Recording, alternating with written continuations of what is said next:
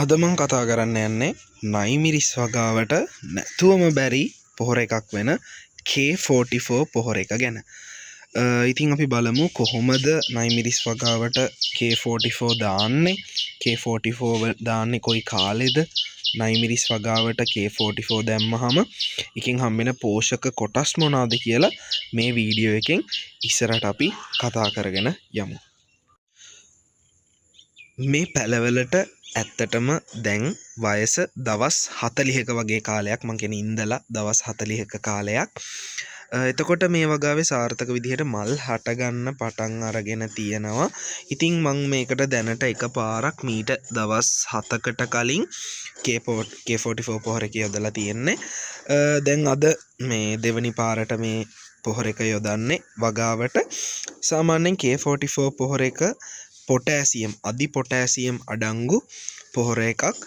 මේක වගාවේ මල් හා පල හට ගන්න කාලේ සුදුසුයි. වගාවේ වර්ධනයට සමබරව පවත්වාගෙන යන්න පුළුවන් වර්ධනය. අනිත් එක තමයි ගොඩාක් අයට ගැටලුවක් වෙලා තියෙනවා මේ වගාවේ මල් හැලෙන එක. ඉතින් ඒ ගැටලුවට මේ K44 කියන එක හොඳ විසඳුමක්.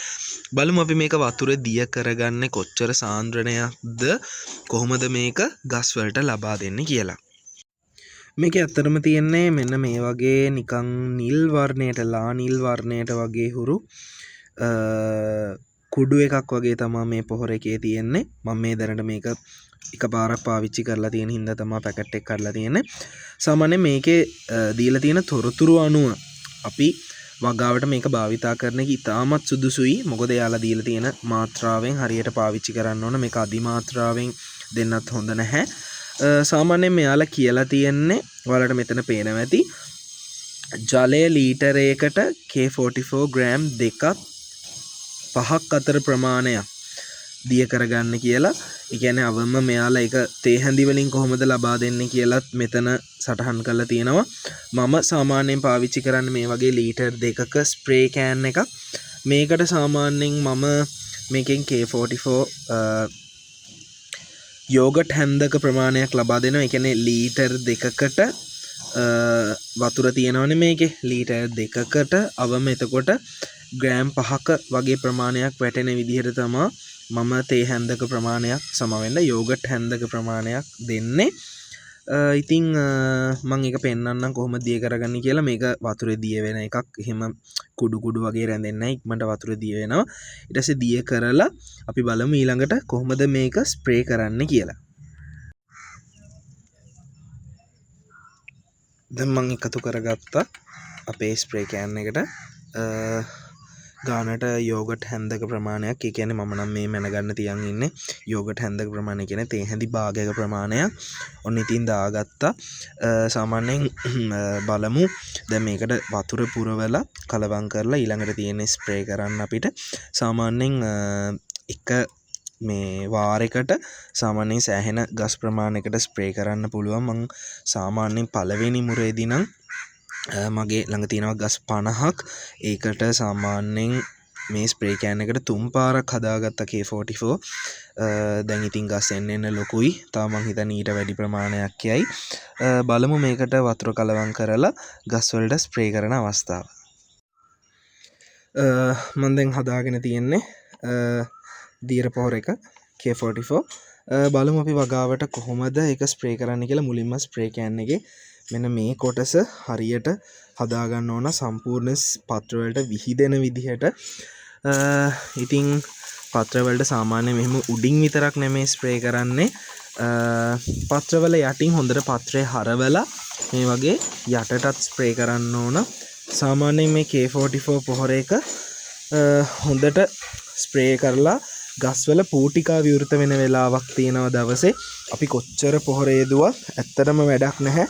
මේ ගස්වල පූටිකා විවෘත වෙන වෙලාවේ මේ පොහොර එක යෙදුවේ නැත්තම් පූටිකා විවෘත වෙන වෙලාව සාමාන්‍යයෙන් උදේ 9ත් 8ත් 9ත් අතර කාලයේ සුදුසුයි වගාවට මේ වගේ පොහොරක් යොදන්න. මොකද පූටිකා විවෘත වෙනවා. මං පත්‍ර හරවලා කොළවලට අනිවාර්යෙන් මෙහෙම පිටිපස්සට හරවලා ස්ප්‍රේ කරන්න ඕන. මම දැන් මෙතන කැමරාව අල්ලගෙන ඉන්න හින්දා චුට්ටක් අමාරුයි. නැත්තම් අනිවාර්යෙන් ඔයාලා මේක ස්ප්‍රේ කරද්දි පාත්‍රවල යටි පැත්තට අනිවාර්යෙන් K44 ස්ප්‍රේ කරන්න. ඉතින් K44 වල ඇත්තටම පොටෑසියම් ශාකයක වර්ධනයට අවශ්‍යයි. පළවල වර්ධනයට අවශ්‍යයි. අපි මේ මල් හැලෙන්නේ නැතුව තියාගන්න ඕනේ.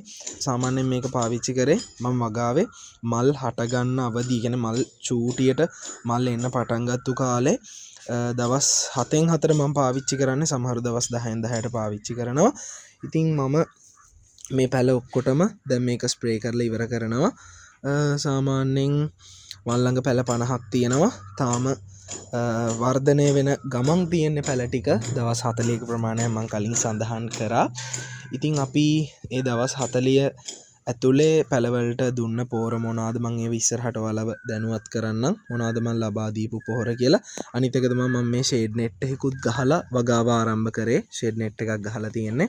මේ දවස්වල නම් චුට්ටක් වැස්ස ඔයාලට පේනවා ඇති කොළ තෙමිලා තියෙනවා. සමහරු කියනවා වැස්සට පොහොර දාන්න හොඳ නැහැ කියලා. අද ඇත්තටම වැස්ස උදේ ඉඳන් පායලා තිබ්බේ. ඒ නිසායි පොහොර දාන්න තීරණය කරේ. පොහොර දාන්න හම්බුනේම නැහැ නැත්තම් මේ දවස්වල වැස්ස නිසා. මොකද මල් හටගෙන තියෙන්නේ. මේ මල් වැටුනොත් ඇත්තටම තේරුමක් නැහැ. සමහර වගාවල් තියෙනවා ඒවල මල් අල්ලලා හිටින්නේ නැහැ. මට නම් එහෙම ගැටලුවක් උනේ නැහැ. මල් වැටෙන්න පටන් ගත්තේ නැහැ.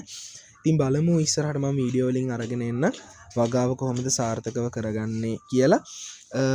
ඔන්න ඒ වගේ දැන් ගහට K44 ස්ප්‍රේ කරාට පස්සේ මේක යටි පැත්තටත් ස්ප්‍රේ කරන්න ඕන.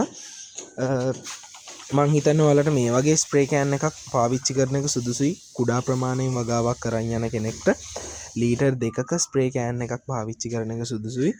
මොකද මේ ලේසි අර සාමාන්‍ය කඩේ ගන්න තියෙන නෝමල් ස්ප්‍රේ එකට වඩා මේක මෙතනින් වාතය ඇතුල් වෙලා වාතය හරහා මේ ජලය මේ එළියට එනවා. එතකොට අපිට මේක වැඩි ප්‍රමාණයකට පාවිච්චි කරන්න පුළුවන්. අපතේ යන්නේ නැහැ. ඉතින් ඊළඟ වීඩියෝ එකකින් එහෙනම් හම්බෙමු. මොන හරි ගැටලු තියෙනවනම් කමෙන්ට් එකක් දාන්න. මම වගාවේ ඉදිරි කටයුතු පිළිබඳ ඉදිරි පොහොර යොදන ආකාරය පිළිබඳව ඔයාලව දැනුවත් කරන්නම්. මේ ජීවිතයට වගාව කියන YouTube නාලිකාවත් එක්ක. එහෙනම් ඊළඟට මං ඇල්බර්ට් සොලියුෂන් පොහොර එක දාන්නේ කොහොමද කියලා අරන් එන්නම්. මේ වගේ නෙමේ කැමරාව හසුරවන කෙනෙකුත් එක්කම අරන් එන්නම්. එතකොට ඔයාලට මට පොහොර එක දාලා පෙන්වන්න පුළුවන්. එහෙනම් අදට ගිහින් එන්නම්. ආයි ඊළඟ වීඩියෝ එකෙන් හම්බෙමු.